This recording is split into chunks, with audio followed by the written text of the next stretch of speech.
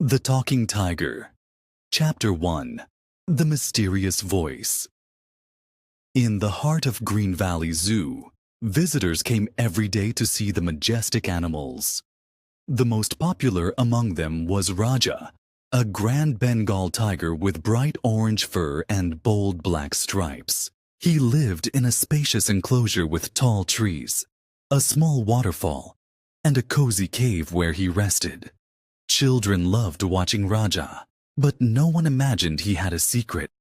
One evening, as the sun dipped below the horizon, a young girl named Lily stood by Raja's cage. She had curly brown hair, big green eyes, and a curious mind. She always felt that animals had something to say.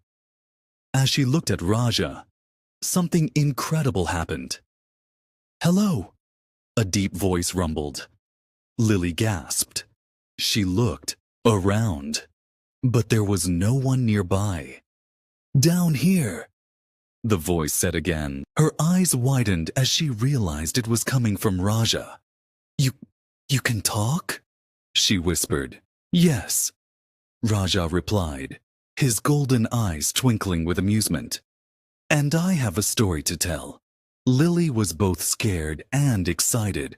She decided to return the next day to hear more. That night, she couldn't sleep. A talking tiger? What could he possibly want to say? The next morning, Lily arrived early. Raja sat on a rock, waiting. "Are you ready to listen?" he asked. Lily nodded eagerly. "Tell me everything." Chapter 2. Raja's past Raja was born deep in the dense jungles of India, where the trees stood tall and rivers flowed endlessly. He was the strongest of his siblings, but his mother always told him that strength was not just in muscles, but also in the mind. His sister Tara was playful and clever, always challenging Raja to races and games of hide and seek. As cubs, Raja and Tara spent their days learning the ways of the jungle. Their mother taught them how to stalk prey, listen carefully for danger, and respect the balance of the forest. "Every creature has a purpose," she often said. "A tiger is strong, but the deer, the birds, and even the ants play a role in our home." Raja loved his home. The sound of rustling leaves, the scent of blooming flowers, and the gentle hum of insects were as familiar to him as the beating of his own heart. He dreamed of growing into a powerful tiger, like his father, who had once ruled this part of the jungle. But one fateful day, everything changed. The peace of the jungle was shattered by the roar of machines. Trees fell, the ground trembled, and strange two-legged creatures appeared. They carried sticks that made loud, terrifying noises. The animals ran, but Raja was too young to understand the danger. Before he could reach his mother, a thick net fell over him. He roared and clawed, but the net tightened around his body. He saw Tara running toward him. Her eyes filled with terror, but their mother stopped her. "Run!" she cried. "Save yourself!" Raja watched as his family disappeared into the trees. He fought harder, but the poachers were stronger. They threw him into a cage and covered it with a dark cloth.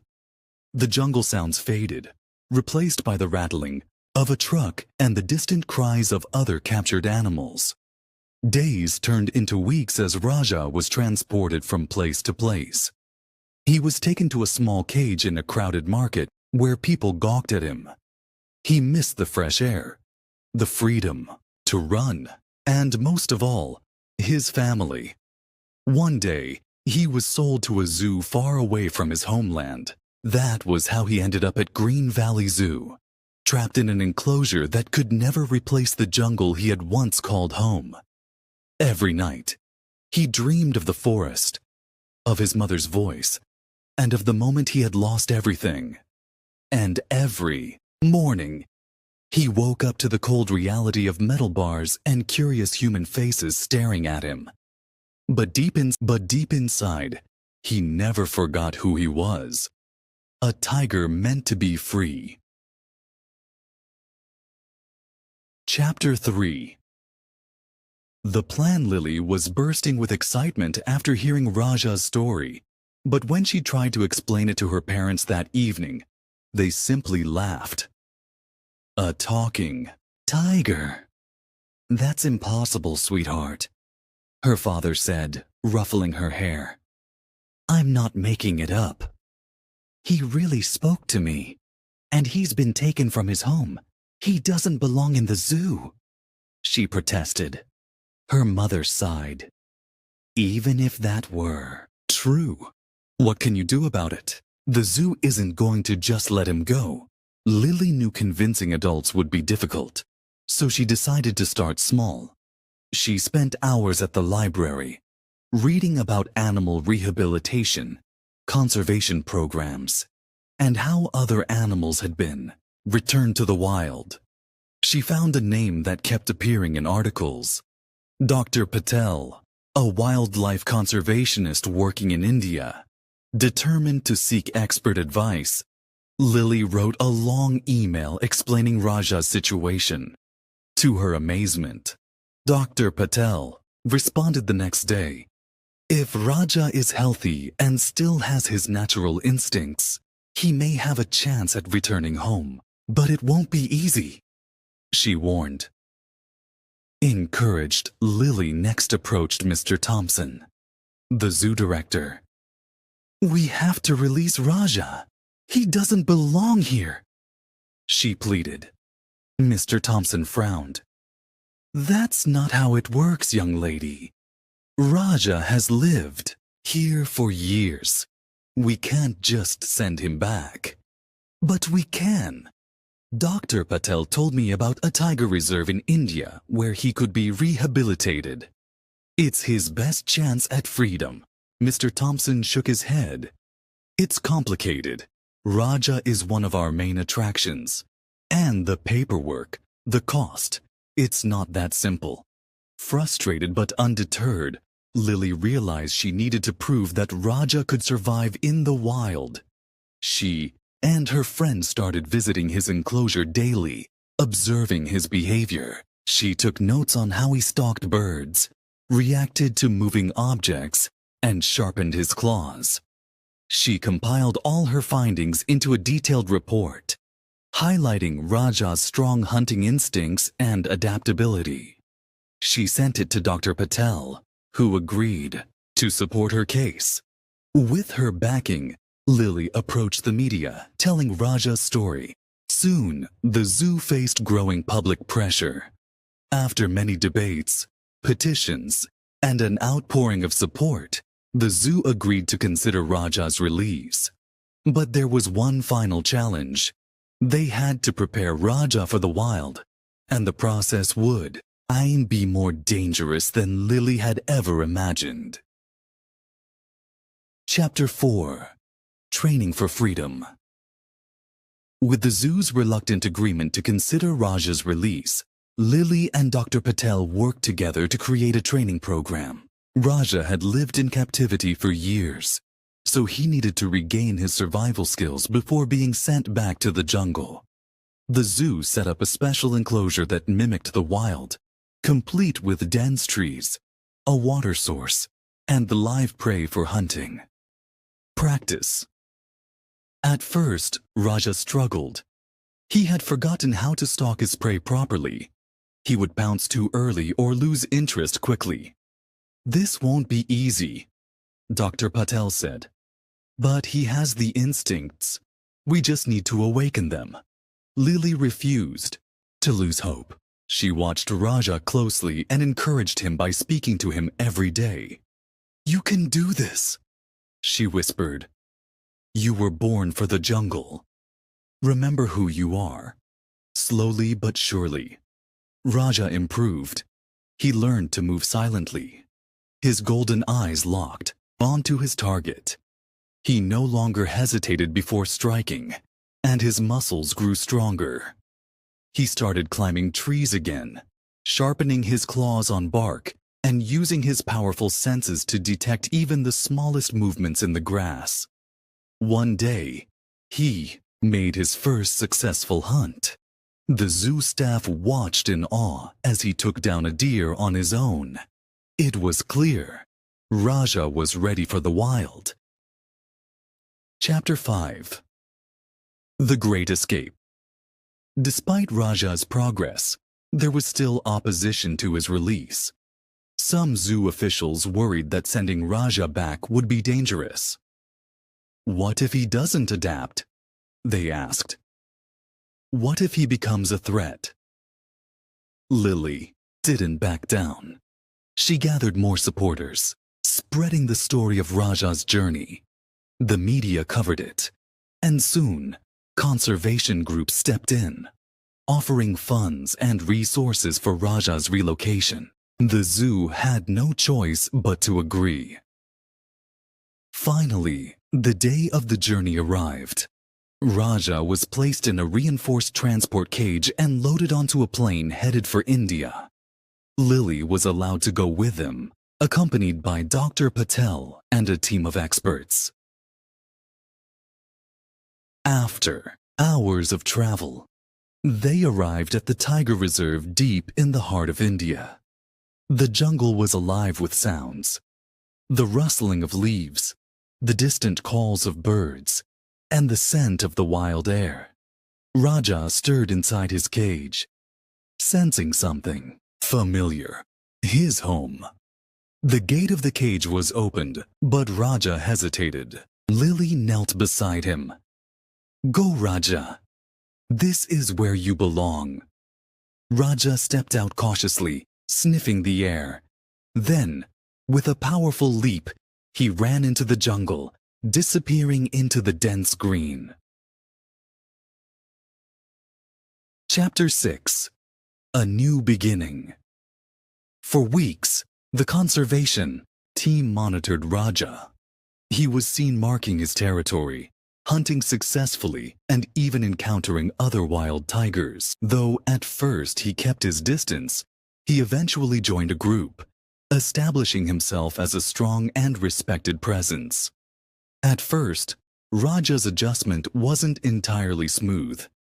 He had been in captivity for so long that he had forgotten the complexities of tiger society. The dominant male of the area saw him as an intruder and issued a warning growl when Raja first approached. The team feared he would be rejected, but Raja showed patience. He didn't challenge the leader outright. Instead, he lingered at the edges of the territory, carefully observing the group's dynamics. During this time, he honed his hunting skills. One night, under the glow of the moon, Raja tracked a large deer. He crouched low, his golden eyes locked onto his prey. His muscles tensed, and in a perfect execution of timing and power, he launched forward. The hunt was successful, and for the first time in years, he feasted on his own kill, not something provided by humans. It was a milestone in his journey back to the wild. As days passed, the other tigers became more tolerant of his presence. He communicated with soft chuffing sounds, a non-threatening gesture among tigers. A young female showed curiosity towards him, sniffing cautiously before playfully swatting at his tail. Raja responded with a gentle nuzzle, and just like that, a bond formed. The conservationists observed this and celebrated. This was proof that Raja was becoming part of the wild again. The moment of true acceptance came when Raja defended the group's territory. A rogue male attempted to encroach, hoping to take over. The other tigers hesitated, unsure of what to do, but Raja stepped forward. He let out a deep, resonant roar that sent shivers through the jungle. The rogue male tried to challenge him, but Raja stood his ground. With one powerful swipe, he sent the intruder fleeing. The other tigers recognized his strength, and from that moment, he was one of them. Lily and Dr. Patel visited the reserve often. Each time, they would catch glimpses of Raja, no longer a zoo attraction, but a true king of the jungle. His coat gleamed in the sunlight, and his roar echoed through the trees. He was free. One evening, as the sun dipped below the horizon, Raja emerged from the shadows, locking eyes with Lily one final time. She knew he remembered her, but there was no sadness in his gaze, only pride, strength, and belonging. Lily wiped away a tear. She had given Raja back his life, and in return, she had found her purpose. She decided to dedicate her future to wildlife conservation, ensuring that no animal would suffer the same fate Raja once had. Lily and Dr. Patel visited the reserve often. Each time, they would catch glimpses of Raja, no longer a zoo attraction, but a true king of the jungle. His coat gleamed in the sunlight, and his roar echoed through the trees. He was free. Lily knew she had made the right decision. She had given Raja back his life, and in return, she had found her purpose. She decided to dedicate her future to wildlife conservation, ensuring that no animal would suffer the same fate Raja once had. Chapter 7. The Lesson of the Wild Years. Later, Lily stood at the edge of the reserve, now a trained conservationist. She watched as a new generation of cubs played in the grass, wild, free, and untamed. The reserve had grown since Raja's release. With global awareness increasing, more conservation efforts had been put in place. A larger team now worked to protect the tigers, ensuring their habitats remained untouched by human greed. Poaching had decreased due to stricter laws and the education programs Lily helped implement. Lily often spent hours documenting the behaviors of the wild tigers. She could recognize some of them by the unique stripe patterns on their coats.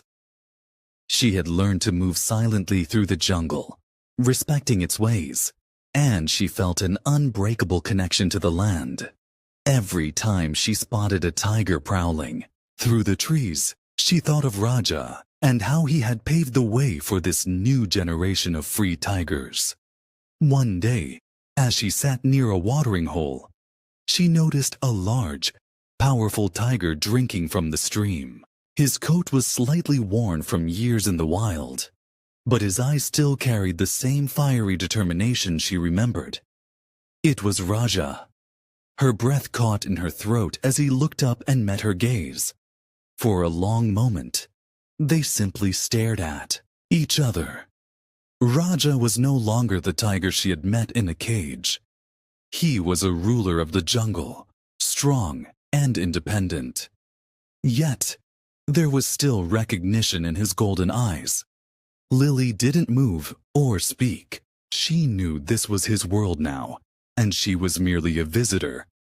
Then, as if giving her a final farewell, Raja let out a low rumbling chuff, a sound tigers use to greet one another. A wave of emotion washed over Lily. She chuffed back softly, acknowledging his presence and his freedom. Then, without hesitation, Raja turned and disappeared into the depths of the jungle. Tears welled in Lily's eyes, but they were not of sadness. They were of gratitude, of pride, of understanding. Raja had taught her so much, not just about animals, but about the strength of the human spirit and the importance of fighting for what is right. She realized that Raja's story was more than just about one tiger. It was about the countless animals trapped in cages, the forest being destroyed, and the balance of nature being threatened. It was about people like her, who chose to dedicate their lives to protecting those who could not speak for themselves. That night, as she sat by the campfire with her team, she shared Raja's story once more. The younger conservationists listened with wide eyes, inspired by the journey of a tiger who had spoken and a girl who had listened. As she turned to leave the reserve the next morning, she heard a familiar sound, the deep, thunderous roar of a tiger. She smiled, knowing Raja was still out there, living the life he was always meant to have. The story of Raja and Lily teaches us several important lessons about kindness, courage, and responsibility. Respect for nature and animals.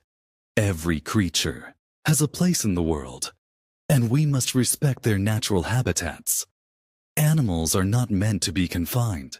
They deserve to live freely in the wild, just like Raja. The power of one voice. Even a young girl like Lily can make a difference. Her determination and belief in doing the right thing led to Raja's freedom. This reminds us that no matter our age, we can stand up for what is right and create change. Conservation matters. Protecting wildlife is not just about saving one animal, but about preserving entire ecosystems. When we take care of nature, we take care of the planet for future generations. Perseverance leads to success. Lily faced many obstacles, but she never gave up. Her story encourages us to stay strong and fight for what we believe in, even when others doubt us. Compassion is a strength. The way we treat animals reflects who we are as people. Kindness, love, and empathy can change lives, just as they changed Raja's. Let Raja's story inspire us to be more compassionate, to respect nature, and to always believe that one person can make